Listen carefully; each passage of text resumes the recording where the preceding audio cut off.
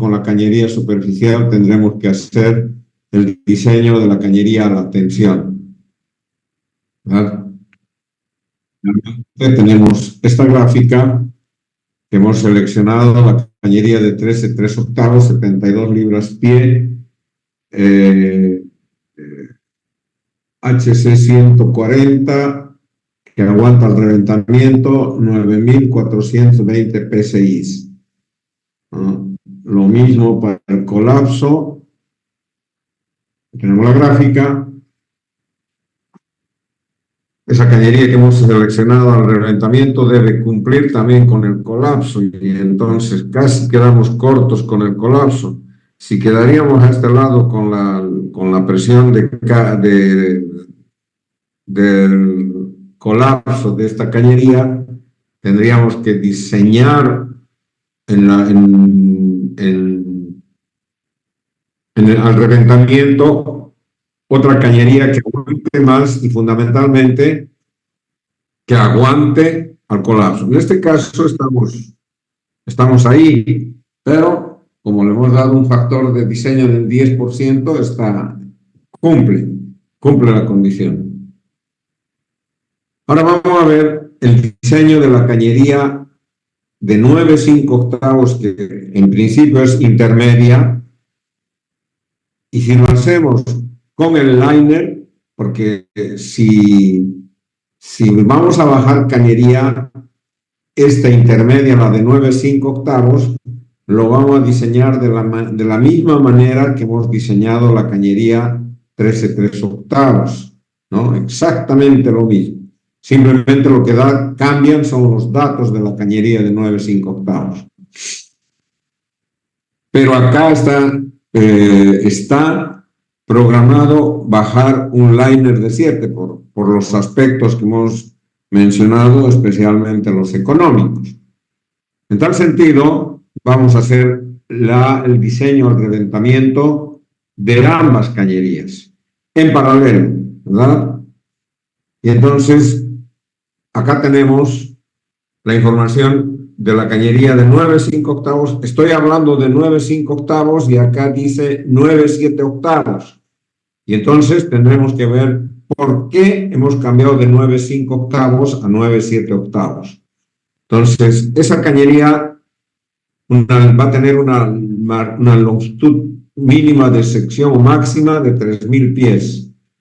La profundidad de asentamiento de la cañería de 9/5/8 va a estar en 16.100 pies, en función a la profundidad de asentamiento de cañerías. Ustedes lo ven acá, acuérdense en el capítulo número 2, lo habíamos diseñado en 16.100 pies, ¿verdad? Luego, en el liner de 7 vamos a tener un overlap de 300 metros, que son aproximadamente 150 metros. Esto es 500 pies. El peso de la cañería al asentar la cañería, o sea, si es la presión de formación acá en 16.100 es 16, ¿no? 16.2, entonces la densidad del lodo con la cual vamos a bajar la cañería mínimo va a ser 17.2. El tope del cemento de la cañería de 9/5/8 va a estar 300 metros o 500 pies por encima de la cañería de 13 3/8, que vendría a ser en 10.600 pies. Esto el zapato está en 10.900, o sea, 300 pies encima va a quedar el tope del cemento de la lechada que estemos cementando, la de 9/5/8. El peso de la lechada de cemento,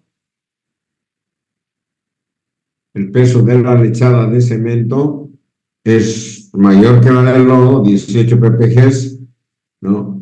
La máxima presión anticipada en superficie, que en este caso estamos tomando el 60% de la presión de los preventores, que seguramente vamos a ver que van a ser 15.000. Entonces el 60% es 9.000, o pueden calcular la máxima presión anticipada en superficie. Luego tenemos la gradiente de fractura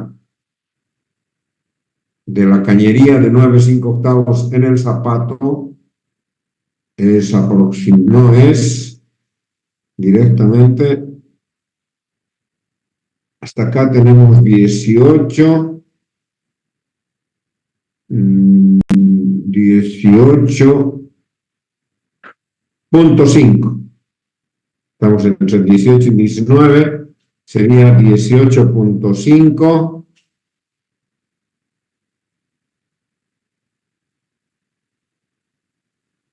El máximo peso del lodo anticipado es 18, ¿no? O sea, la gradiente de fractura, que es 18.5, y estamos dándonos un factor de seguridad solamente de medio ppg, va a quedar en 18, ¿no? Luego, para el liner de 7, la máxima longitud de sección debe ser 2.000 pies. La profundidad de asentamiento está en 18.000 pies en el fondo del pozo. El overlap es 500 pies. El peso del lodo al asentar la cañería de 9/5 es 17.5. Al asentar el liner de 7, perdón. El tope del tapón de cemento va a quedar 100 metros o 300 pies mínimo encima del zapato de la cañería anterior, que sería 15.900 menos 300 nos da 15.600. El tope de cemento que va a estar en la boca liner para el liner de 7.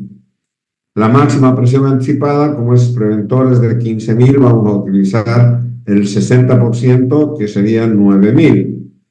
Luego tenemos la gradiente de fractura en el zapato, que es 18.7. Y el máximo del lodo, peso del lodo anticipado es 18. La boca liner va a estar en 15.600. Entonces, lo primero que hacemos es calcular cómo al reventamiento lo vamos a diseñar en conjunto. Un segundito, por favor.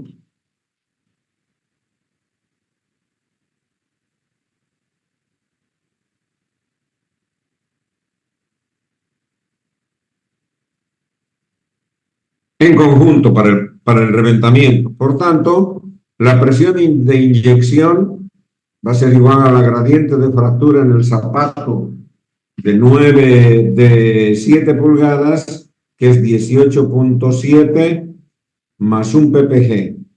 Eso por 0.052 por 18.000 nos da una presión de inyección de 18.439 PSI. Simplemente que habría que desarrollar esta ecuación para encontrar este valor. La longitud de gas va a ser la presión de inyección es igual a la presión en superficie, máxima anticipada en superficie, más la hidrostática del lodo, y la máxima anticipada para el lodo es la densidad máxima. ¿Dónde está el peso del lodo? Máximo peso del lodo, 18. Por 0.052 nos da 0.936 por Y, que sería la columna del lodo, más la gradiente del gas, que es 0.1 por X. Entonces acá tenemos dos incógnitas en una ecuación simple. Por tanto, hacemos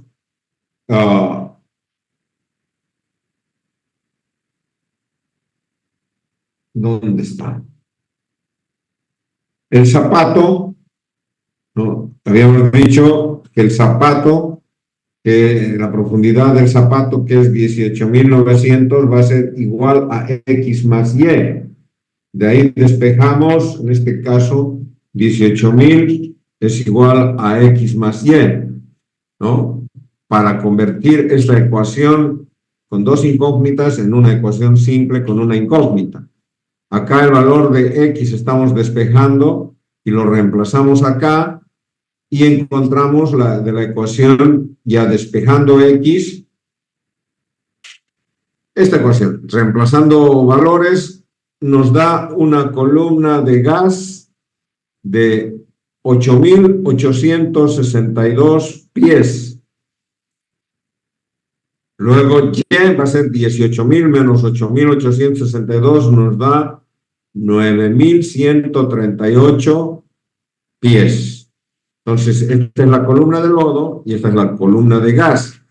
Esto es solamente para hacer cálculos. De la misma manera, este lodo tendría que irse para abajo, contaminarse con el gas, o el gas contaminarse con el lodo y vamos a tener una mezcla. Pero para razones de cálculo, vamos a suponer que el gas está de esta manera y el lodo está con como un bloque por encima. Entonces, la línea de carga va a ser en superficie, es 9.000, que es la presión en superficie, ¿no? En 9.138, o sea, acá, para el reventamiento, es igual a la presión hidrostática, a 9.000, que es la presión en superficie, más esta hidrostática, que es la gradiente de 18, que es 0.052 por 18, por la columna de lodo, que es 9.138. Eso nos da 17.553 psi, ¿no? En esta profundidad, una presión de 17.553. Luego tenemos la boca liner, que está en 15.600, acá. Va a ser esta presión, 17.553, más esta columna de gas, o sea, punto 1 por 16.500 menos 9.138. Ambos sumados nos da 18.199 acá en la boca liner. En 16.100, que es el zapato, vamos a tener esta presión más la gradiente del gas por 16.100 menos la boca liner, que es 15.600. Eso nos da 18.249 psi. Finalmente, en el fondo va a ser 18.249 psi más la presión hidrostática del gas desde la profundidad del zapato anterior, o sea, desde 15.600 hasta el fondo, que vendría a ser 18.000 menos 16.100. Eso nos da una presión hidrostática, perdón, una fuerza de 18.439 psi. Esta sería la línea de carga. La línea de contrapresión, vamos a decir que en superficie es 0. En 9.138 va a ser 9 por 0.052 por 9.138. Luego en 16.100, o sea, acá en el zapato, nos va a dar 9 por 0.052 por 16.100, 7.534. Y en 18.000 va a ser la columna hidrostática de 9 ppg, que nos da 8.424. O sea que estamos considerando que al bajar el liner se produzca una pérdida total de circulación y una de las formaciones empiece a aportar agua hasta la boca liner, y es agua de formación que tiene una densidad de 9 ppg. O sea que toda la columna se nos habría llenado de 9 ppg. Entonces la resultante en superficie va a ser 9.000 para el reventamiento, en 9.138 es la carga, menos 4.277, que sería la presión hidrostática en este punto, ¿no?, de agua salada de 9 ppg, la resultante, igual para 15.600, igual para 16.100, ¿no? Y de la misma manera, para el fondo del pozo, que es 18.000 pies, nos va a dar 10.015 psi.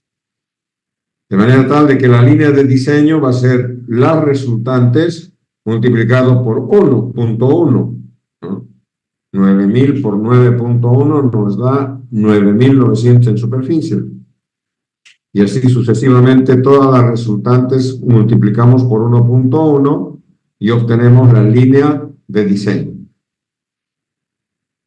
Entonces, la línea de diseño al reventamiento, perdón, tenemos la línea de carga, que es la curva roja, que está con que está con todos los valores para cada punto tal cual hemos ido calculando.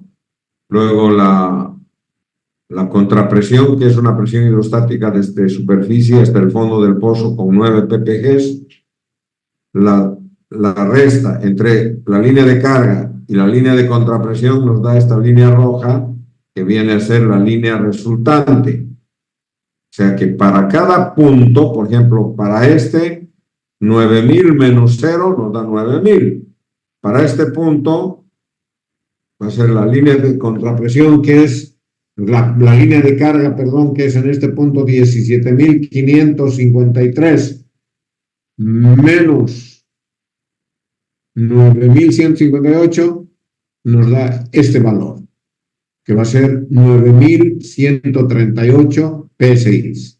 Y así sucesivamente para cada punto vamos calculando, ¿no?, la línea resultante para unirlo de esta manera. A toda esta línea resultante multiplicamos por 1.1, que es el factor de seguridad para el reventamiento, y nos dice esta línea que todas las resistencias de la cañería que vamos a seleccionar tienen que estar a la derecha de esta línea verde, que es la línea de diseño. Entonces, entren a su manual, al handbook, ¿no?, y busquen una cañería de 9,5 octavos que tenga una resistencia al reventamiento de 9.100, no, de 14.604 PSI.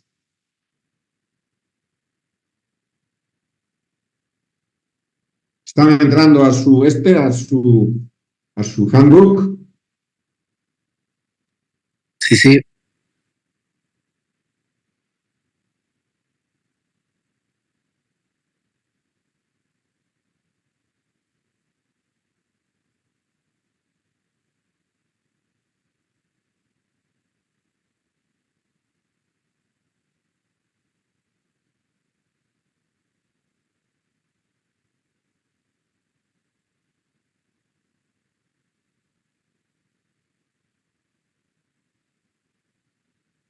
¿Cómo es? ¿Ya encontraron?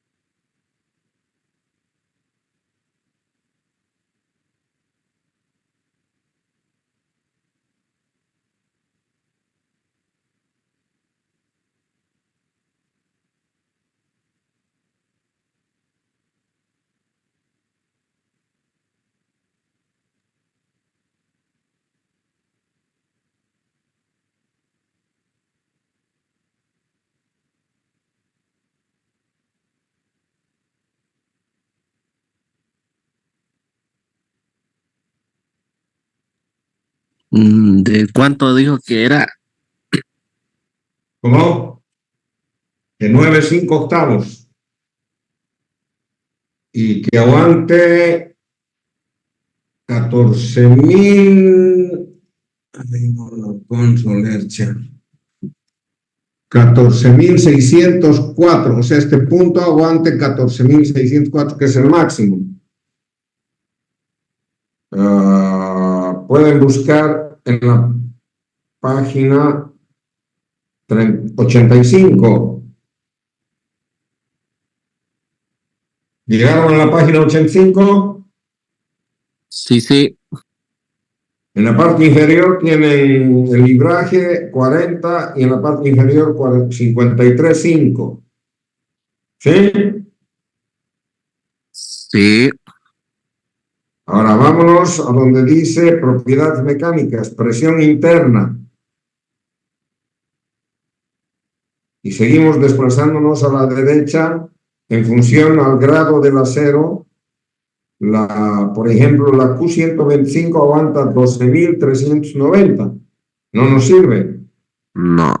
No hay ninguna que aguante más de 14. Collapse nos aguanta 13.870, que tampoco nos sirve.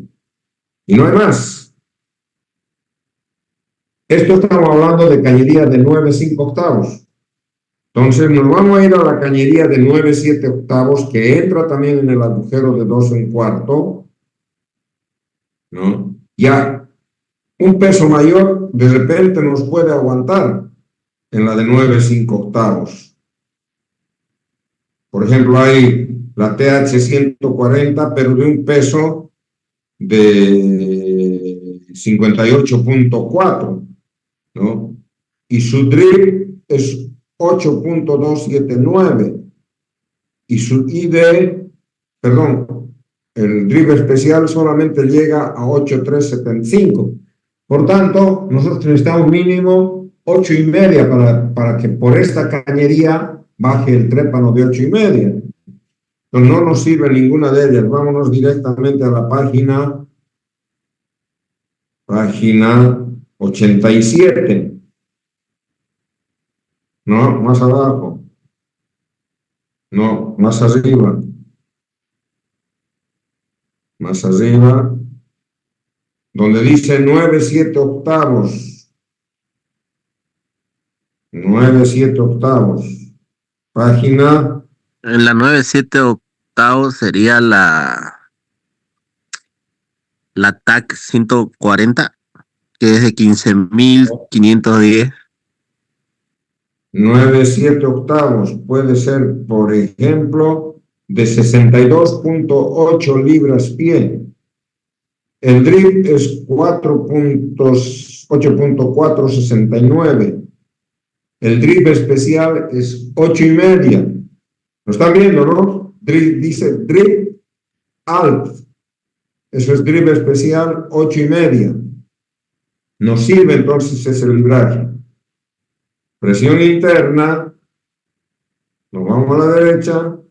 Y como dice el compañero, la high collapse, tubería alto colapso 140, es 15.510. Todos han logrado determinar los valores. Sí.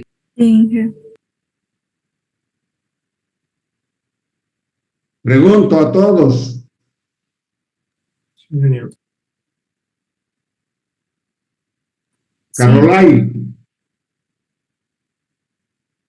Caroline Farrell. Sí, ingeniero. ¿Ha logrado encontrar en el manual, en el handbook, la cañería que hemos seleccionado?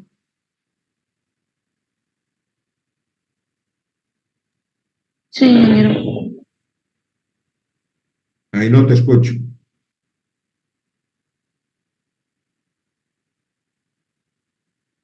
¿Alguna duda? ¿Alguien tiene una duda para que podamos continuar o detenernos acá en el manual? Todo claro. Ok, perfecto. Bien, entonces, como esta es la cañería ahora 9/7 de 62.8 libras pie, con un ID de 8.625 y un drip especial de 8,5 pulgadas, TH40 o PAC, que es tubería de alto colapso, 140 es lo mismo. Esto quiere decir THC, tubería high collapse. Entonces, aguanta 15.510 PSI. Lo bajamos hasta la profundidad de asentamiento de la cañería, que vendría a ser, esta cañería viene a ser 16,000 pies. 16.100. Creo que sí. 16.100. 16.100, correcto. Esto es 16.100, ¿no? Y al mismo tiempo, de acá, donde está la boca liner, y la boca liner está en 15.600. La boca liner está en 15.600. A partir de ahí necesitamos 15.600 en profundidad, sería 14.000, la mitad, 15.000, 15.100. O sea, en esta profundidad nosotros necesitamos una cañería de 7 que aguante aproximadamente 12.000, pongámosle 200 PSI. 12.200 PSI. Entonces nos vamos nuevamente al manual y buscamos cañería de 7. Cañería de 7 y la máxima que podría caber drip especial es 32 libras pie. Si ustedes ven ahí, 32 libras pie es...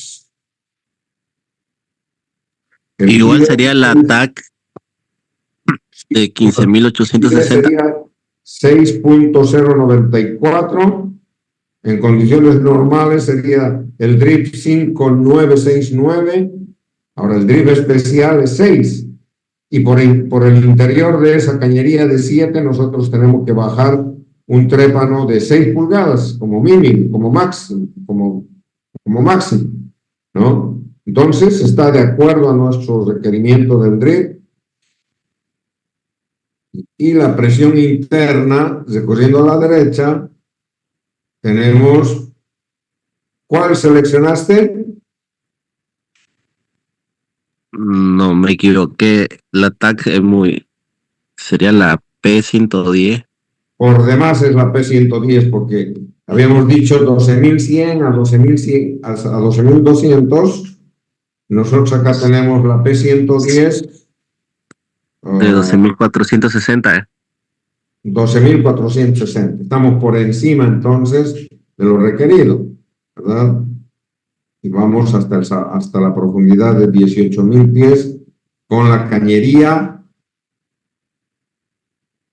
o con el liner de 17, con el liner de 7 pulgadas, 32 libras pie y de 6.094, el drip especial es 6, P110 que aguanta 12.460 a esta cañería.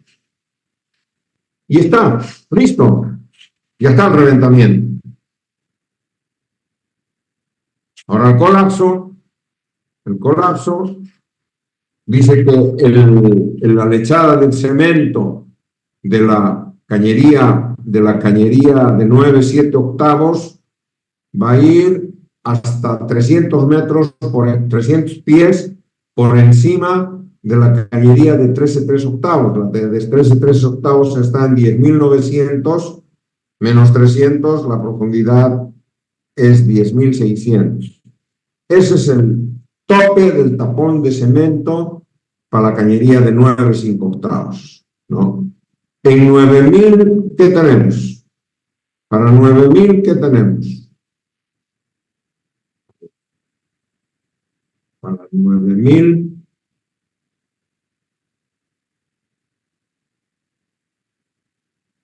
Línea de carga para 9000. Ah, ya. Acá está 9000, que sería la contrapresión que nos va a ejercer la columna del lodo por una pérdida de circulación, ¿no? Que al perforar, por ejemplo, el próximo tramo de 8,5 se produce una pérdida y el lodo dentro de la cañería se nos baje hasta 9000 pies. Entonces, en 9000 pies, nuestra presión hidrostática va a ser esta. En 10,600 va a ser 8,050, o sea, 10,000, o también 10,600 por 9,000 por 10,600 por 17.2 por 0,52 es 9,480 psi. Y hasta el zapato de la cañería de 9,7 octavos va a ser 9,480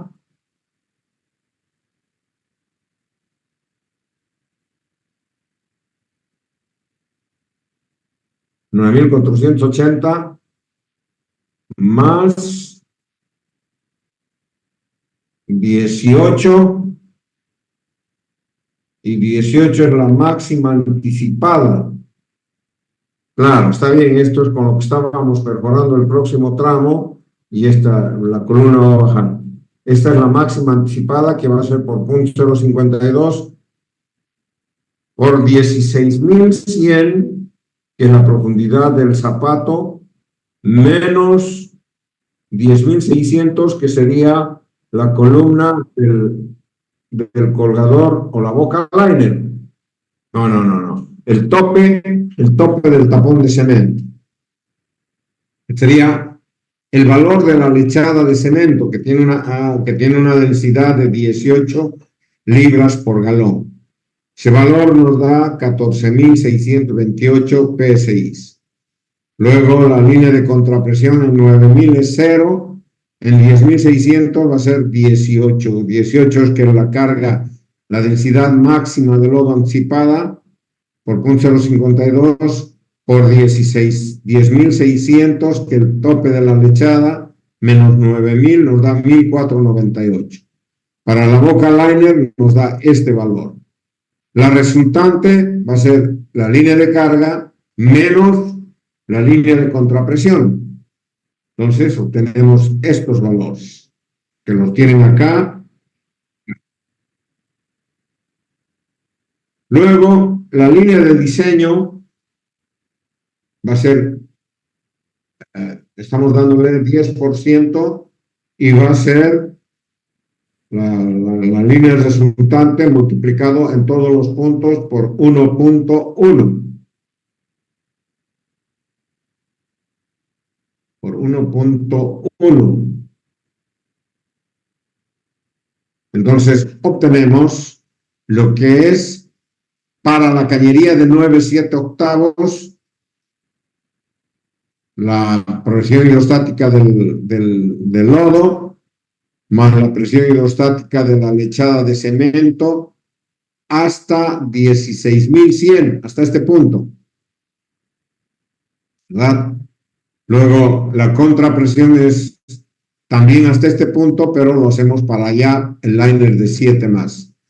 De manera tal de que este valor menos este nos da la línea resultante. Cada punto está acá, a la línea resultante, ¿no? De manera tal de que para la línea de diseño, esta línea resultante multiplicando por 1.1 nos da la curva roja. Y entonces, este es el valor máximo que debe soportar la cañería de 9,7 octavos al colapso, en la profundidad de 9,000 pies con una presión de 8,855. Hemos seleccionado la 9,7 octavos. Vamos a ver a la cañería de 9,7 octavos, 62.8 libras por pie.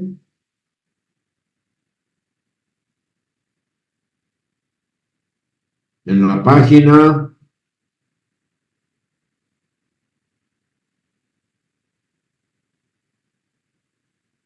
74, creo que es 9/7, 62.8 pies.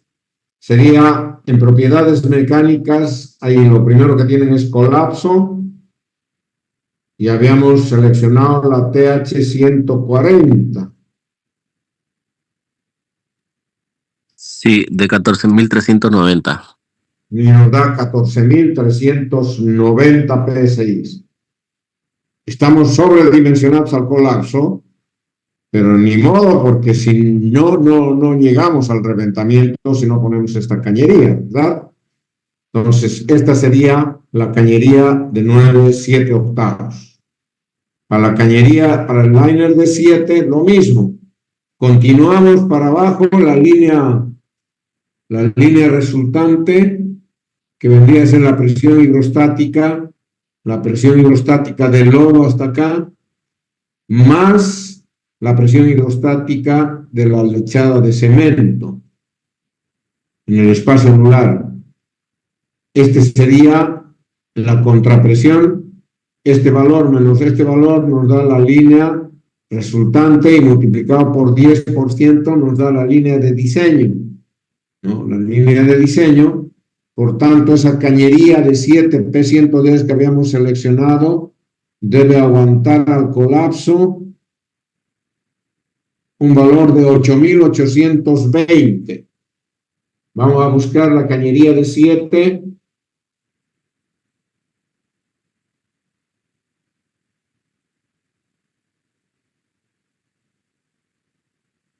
De 7 pulgadas, 32 libras pie, página 83. 93. 93 es. Sí. Ah, sí, 93, página 93. Al colapso era P110, 8.530. ¿Lo encontraron? Ah, no. Es pues 32 libras pie. 32 libras pie. Una P110 nos alcanza a 10.780. ¿Lo encontraron? Sí. ¿Y no podría usarse la C90? Igual es arriba de 8.800. Pero al reventamiento, ¿cómo andamos con la... Estamos ahí nomás en el reventamiento. ¿Cuánto tiene la C90 al reventamiento? Ah, no, sí, está muy bajo. Sí. ¿Verdad? Tiene que aguantar para las dos. Entonces, de esa manera, estamos seleccionando la cañería al colapso, tanto para la intermedia como para el liner.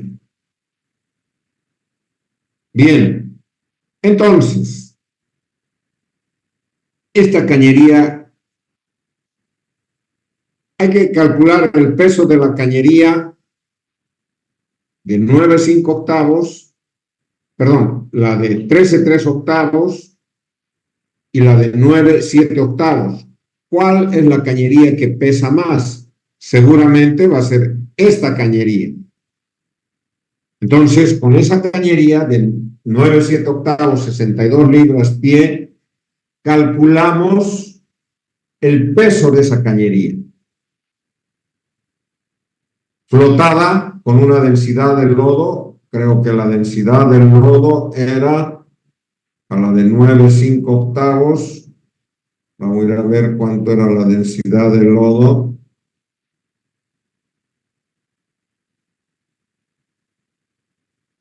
Aquí está. Densidad del lodo con la que hemos embajado la cañería, al asentar la cañería, es 17.2. Con esa flotación que nos da 17.2, obtenemos el peso de la cañería de 9/7, ¿no? Y ahí aumentamos el arrastre que pueda tener esa cañería más un overpull de 100.000 libras, ese valor nos va a dar el peso total que deberíamos tener en esa cañería para poder calcular, como ya habíamos calculado al principio cuando estábamos viendo el capítulo número 1, la potencia que necesitamos en el cuadro de maniobras para seleccionar el equipo que nos permita bajar sin ningún problema esa cañería, que va a ser el peso mayor que vamos a utilizar cuando estamos con el equipo de perforación. ¿Se entiende?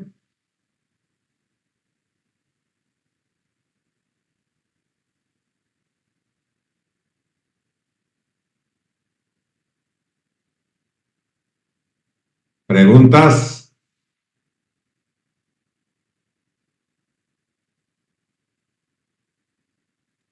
Todo claro, ingeniero.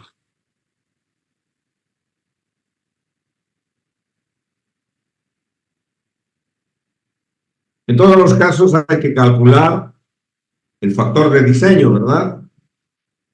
O sea, por ejemplo, para esta cañería, ¿cuál va a ser el factor de diseño en superficie? Va a ser esta resistencia al reventamiento dividido la resultante. En superficie es 9.000, ese va a ser el factor de diseño para la cañería en superficie. Acá, ¿en qué profundidades está? En 9.138 pies, la cañería aguanta 15.510, dividido la presión que tenemos ahí, 13.276. Ese es el factor de diseño en la zona crítica, que por cierto excede a 10%, ¿verdad? Si hubiera sido 10%, hubiéramos venido acá con la resistencia de la cañería, ¿verdad? Entonces estamos también sobredimensionados. Y acá en el fondo también va a ser 15.510 sobre el valor de la línea de carga, que vendría a ser acá en 16.600 sobre 10.715.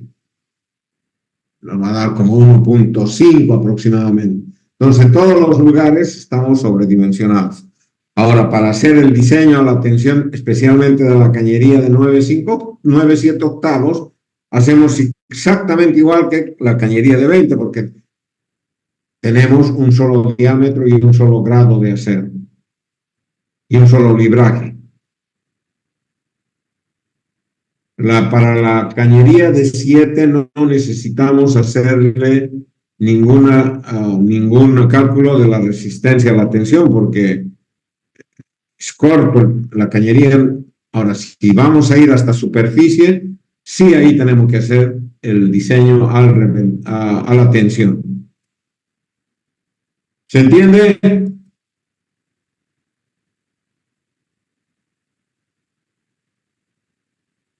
Sí, se entiende.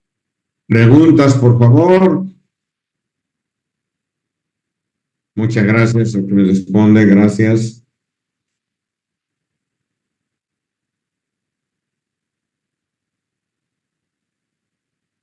A partir de la próxima clase, aunque es por esta semana nomás, todo el mundo me va a tener su teléfono prendido o activado. Ya nomás activen por favor el micrófono.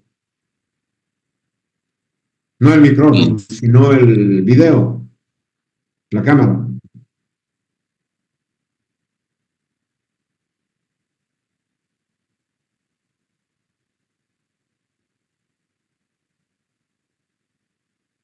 Lo veo a Brian, lo veo a Danger.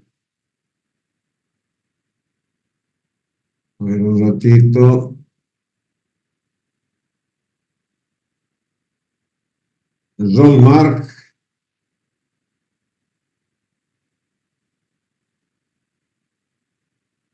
Karen Lorena. Sí, todos están. Ok, gracias.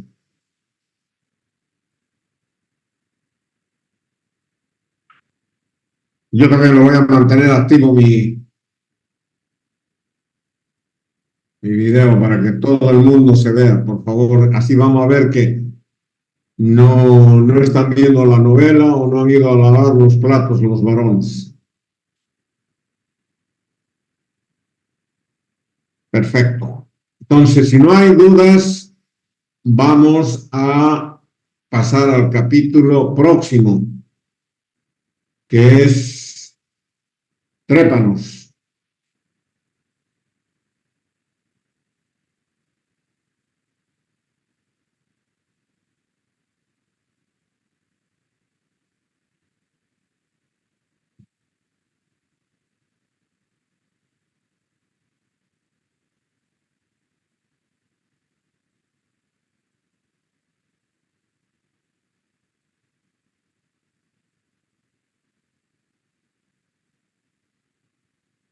Bien, entonces los trépanos de perforación son herramientas cortantes utilizadas para atravesar las formaciones en el subsuelo, con el objetivo de llegar hasta la zona de objetivos o la zona de producción.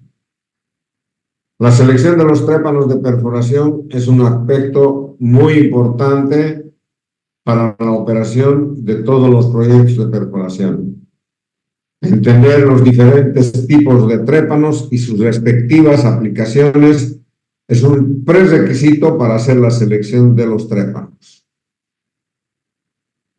La perforación de pozos involucra no solamente el trépano correcto en el que aplicará de manera correcta, sino también operarla con los parámetros de operación correctos, ¿verdad? Por ejemplo, a un PDC no le podemos poner más de 30.000 libras de peso, o a un impregnado no le vamos a poner más de 7.000 libras de peso, pero a un tricono tendremos necesariamente, para que destruya la formación en el fondo, necesitamos que tenga un peso mayor a 30.000 libras. Entonces, de esa manera, vamos a empezar por la selección de los trépanos, del tipo de trépanos. En la actualidad, existen trépanos de perforación que pueden ser clasificados en tres grandes grupos. Los trépanos de conos o de rodillos, donde los elementos cortantes son rotatorios, porque el cono del trépano tricono rota alrededor de su eje, ¿verdad? Y existen otros que son cortadores fijos, como por ejemplo en el PDC. El PDC gira todo el trépano, pero los cortadores giran con el trépano, pero no como en el caso de los triconos, que giran alrededor de su eje cada cortador. Y los rediseños especiales. De manera tal de que acá tenemos, por ejemplo, un tricono. Un tricono porque tiene tres conos. ¿Y cómo reconocemos al cono número 1? Porque acá, si ustedes lo ven, el cono tiene una nariz acá, un inserto. Este es, por cierto, es un trépano tricono con insertos de carburo de tungsteno. Hay los triconos de dientes de acero, que es muy distinto a los insertos de carburo de tungsteno que estoy apuntándolos, ¿no? Entonces, ese que tiene en la nariz un inserto de carburo de tungsteno o un diente de acero, ¿no?, es el cono número 1. Yendo en las manecillas del reloj, va a ser cono número 2 y cono número 3.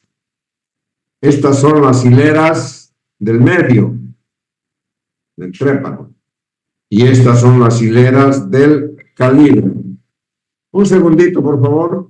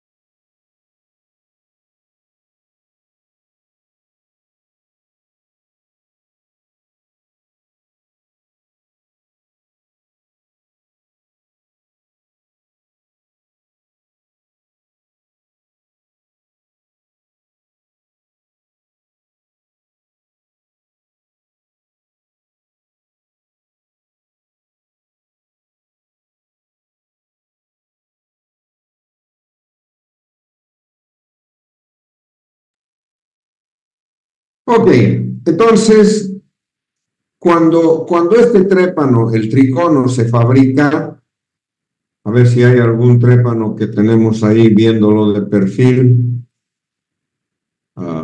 Aquí está. Este trépano, cuando se fabrica cada pata, o sea, con temperatura por encima de los 1500 grados centígrados, se funde el fierro y entonces en moldes se crea esta pata que es parte de una circunferencia en 120 grados, ¿verdad? Y cada pata tiene un eje.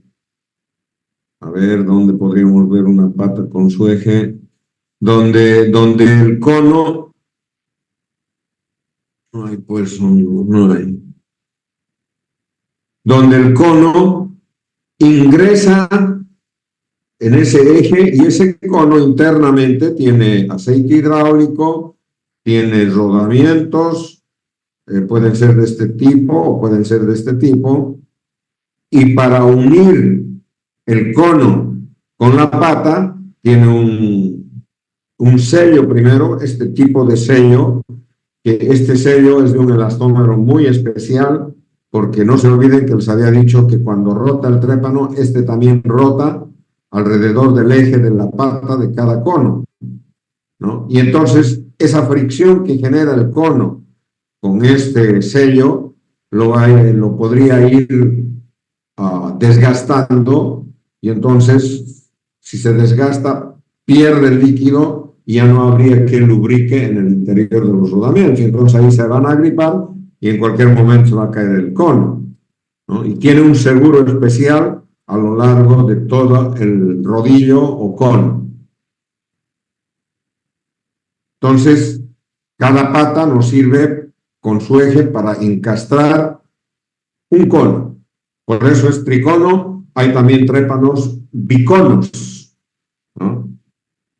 Y entonces, el carburo de tungsteno, para ligarse al acero, tiene que tener un 84% de carburo de tungsteno, y el material que los coagula o que los une es el cobalto, que es al 16%. O sea, el cobalto es esa parte amarilla que ustedes ven, que sería el 16% del coagulante, y el carburo de tungsteno es lo más verde, que vendría a ser el carburo de tungsteno propiamente dicho, ¿no? Entonces, este es un trépano tricónico. Si ustedes se imaginan, cuando asentamos peso sobre el trépano, ¿no?, y hacemos rotar la sarta o rota con el motor de fondo, ¿no?, al rotar todo el trépano, también hace que rote cada cono alrededor de su propio eje. O sea, tiene dos movimientos de rotación. Uno alrededor del bloque, que es un movimiento rotacional axial, y este otro que es alrededor del eje de cada pata del trépano, ¿no? Entonces, ese es el trépano tricono. A diferencia, el PDC, lo están viendo, ¿no?, que vendría a ser este trépano, y que para fabricarlo entra todo el bloque, ya sea de metal o de matrix. Después vamos a ver la diferencia entre metal y matrix, ¿no? Y sale con estas aletas, ¿no? Y en la parte inferior tiene un pin donde se labra en el torno el tipo de rosca que le vamos a dar a este trépano. De manera tal de que este trépano en las aletas viene a tener insertos de carburo de tungsteno que protegen fundamentalmente el área del calibre, ¿no? Luego tenemos los cortadores PDC. Ustedes ven al cortador PDC, lo negrito, y tiene un diámetro y tiene un espesor, ese cortador PDC cilíndrico, tiene un espesor de aproximadamente 4 milímetros.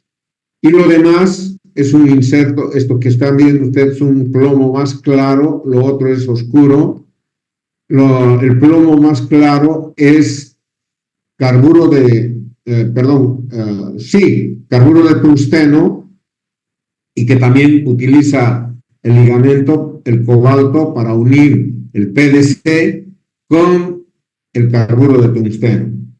Entonces, estos son los que generan, o los cortadores, los PDC, que quiere decir polidiamante cristalino. ¿Sí? Y entonces vamos a tener los polidiamantes cristalinos o PDCs hasta el área de calibre, luego entran en las aletas hasta la nariz del trépano.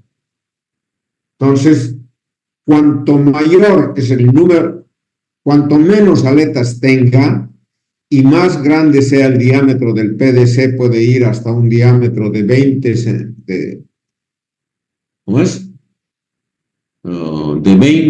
milímetros, ¿no? O sea, 2 centímetros más o menos de radio. Cuando tenga 4 o 5 aletas, el trépano es más agresivo, o sea, va a ser para formaciones blandas. Pero si el trépano tiene, en este caso, ¿cuántos tiene? 1, 2, 3, 4, 5, 6, 7, 8 aletas. Cuanto más aletas tiene, la población de insertos va a disminuir. Y para que no disminuya la población de insertos, se les hacen más pequeñitos, ¿no? Más pequeñitos. Entonces, de esa manera vamos a diferenciar un PDC para formaciones muy duras en comparación con un PDC para formaciones blandas. O sea, para una formación blanda tiene que ser bastante agresivo, ¿verdad? Para aprovechar la agresividad del trépano para perforar más rápido. Y luego tenemos los especiales, ¿no? Los especiales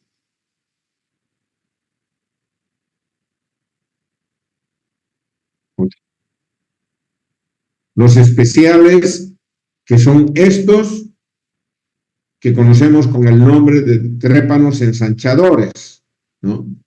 O la corona de perforación. Estos trépanos tienen un diámetro de, por ejemplo, de 10�3/4, y estos ensanchadores nos pueden ampliar el diámetro a 12⅓ de pulgada, ¿verdad? Entonces, estos trépanos son ensanchadores. Este trépano es impregnado.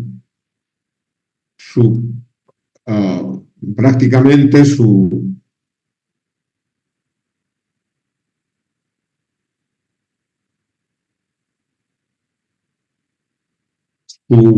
el cuerpo de este trépano, al igual que el del PDC, está formado, pero no de acero, sino de matrix, ¿no? Que es más resistente a la abrasión.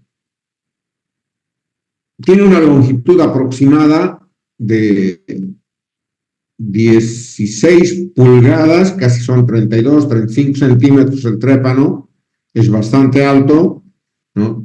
Donde el lodo sale por este orificio central donde confluye la nariz, y cada aleta permite generar un canal de flujo. Lodo viene por acá, lodo viene por acá. ¿Para qué? Para enfriar, lubricar, etcétera, a todo el conjunto del trépano. Entonces, esta parte es como un estabilizador que protege al trépano para que se desgaste cuando está perforando, no solamente de manera vertical, sino direccional, de manera tal de que, ¿qué pasa con el trépano cuando estamos, por ejemplo, a 60 grados de ángulo? El trépano va a ir y todo el VHA se va a ir a sentar en la cara baja del pozo, y como está rotando este trépano a más de 800 revoluciones por minuto, ¿qué va a pasar si no tiene esta protección?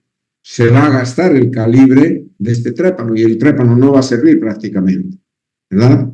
Entonces, de esa manera estamos hablando de un trépano. Al matrix, que viene a ser la parte del cuerpo del trépano, se le coagula el matrix con los diamantes, que estos pueden ser sintéticos o naturales, que son del tamaño más pequeñito de un grano de arena, alrededor de todo el conjunto del trépano, tanto en la parte de la nariz o del frente de ataque, como el del calibre, ¿no? Entonces, este trépano trabaja directamente en combinación con la turbina.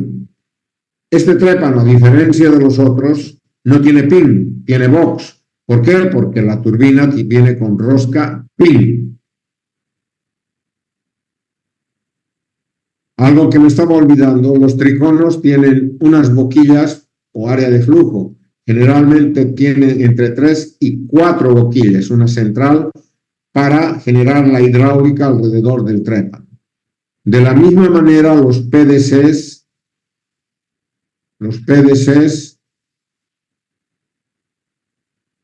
si ustedes ven, acá tienen boquillas. En cada canal de aleta, entre aleta y aleta, tiene boquillas. Si este es de 8 aletas, tiene para 7 boquillas, por donde sale el lodo para enfriar, para lubricar, etcétera, etcétera. ¿Hasta acá preguntas? Todo claro, Inge. Ya, entonces, por hoy vamos a quedar ahí. Voy a copiar un poquito.